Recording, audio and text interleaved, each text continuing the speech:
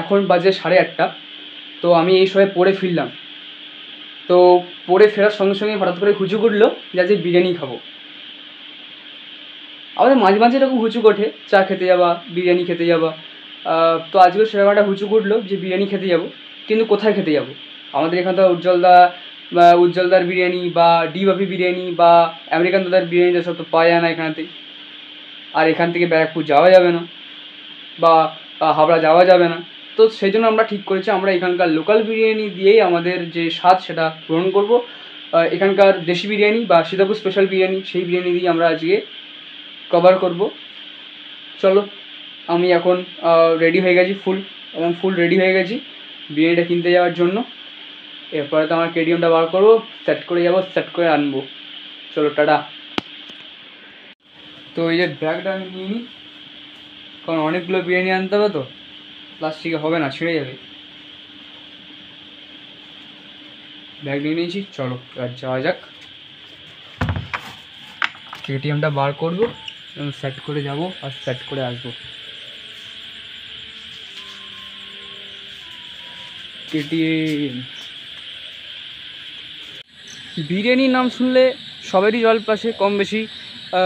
যারা বাচ্চা তাদেরও জল আসে, তো সেরকম আমারও তো জল আসেই।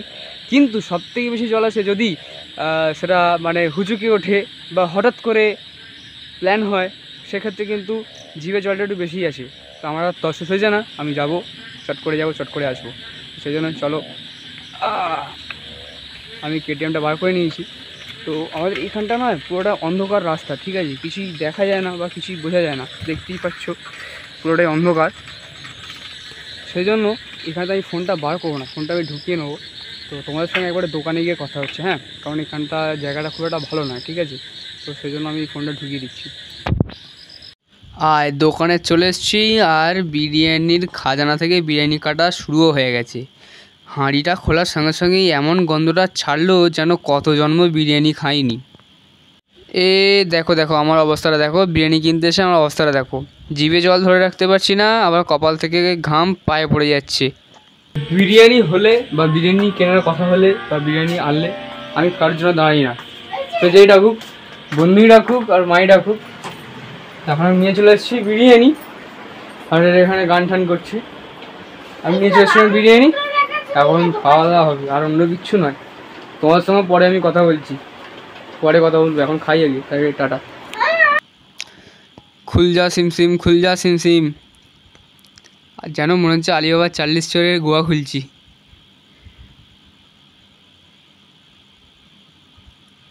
দাঁড়াও, কালো প্লাস্টিকটা সরাতে হবে।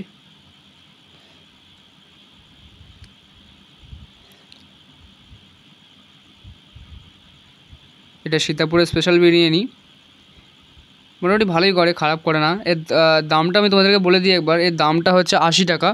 80 টাকাতে অনেকটাই কোয়ান্টিটি দেয়, ভালোই কোয়ান্টিটি দেয়, দেখতেই পারছো। এটা হচ্ছে 80 টাকার কন্টেনার বা 80 টাকার প্যাকেট বলতে পারো, ওই জন্যই বিখ্যাত। তোমাদের ওখানেতে বিরিয়ানির দাম কত আমাকে অবশ্যই কমেন্ট করবে। আমাদের এখানে তো 80 টাকা বিক্রি হচ্ছে, তোমাদের ওখানে কত টাকায় বিক্রি হচ্ছে অবশ্যই জানাবে। দেখতে পাচ্ছি একদম ঝুরঝুরো, আর গন্ধটা বিশাল দারুণ উঠেছে। তো আমি অলরেডি ঢেলে ফেলেছি। এই যে আলু, একদম ঝুরঝুরো চাল, নরম নরম ঝুরঝুরো চাল, একদম ঘি গন্ধ বেরোচ্ছে, এই যে একদম ঝুরঝুরো।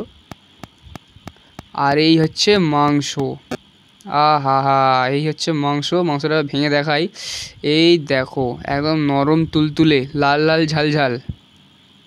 আর এই যে লাল লাল ঝাল ঝাল নরম তুলতুলে আলু, এই যে নরম তুলতুলে আলু, লাল লাল লাল লাল ঝাল ঝাল ঝাল ঝাল।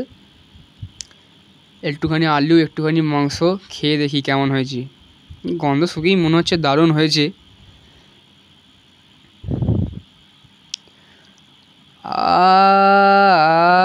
একদম অমৃত অমৃত, একদম অমৃত, মুখে দেওয়ার সঙ্গে সঙ্গেই মিলিয়ে গেল, একদম অমৃত।